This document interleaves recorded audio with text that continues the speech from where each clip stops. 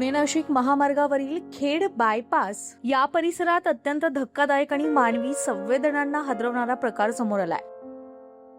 राजगुरुनगर शहरासह परिसरातील ग्रामपंचायतींकडून नियमित कचरा संकलन होत नसल्याने नागरिक आणि दुकानदार थेट महामार्गालगत कचरा टाकतात।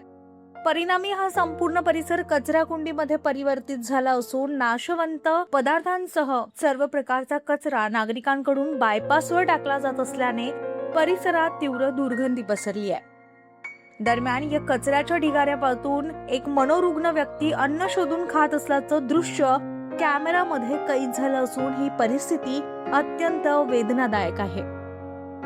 चांडोली ग्रामपंचायतीकडून वेळोवेळी हा कचरा उचलण्याचा प्रयत्न केला जात असला तरी रोज नव्यानं कचरा टाकला जात असल्याने ग्रामपंचायत हतबल झाली आहे। एकीकडे प्रशासनाची उदासीनता आणि दुसरीकडे नागरिकांची बेजबाबदार वृत्ती यामुळे ही समस्या अधिकच गंभीर बनली आहे। मानवी संवेदनांना काळीमा फासणारा हा प्रकार पाहून याला जबाबदार कोण असा सवाल आता नागरिकांमधून उपस्थित होतोय।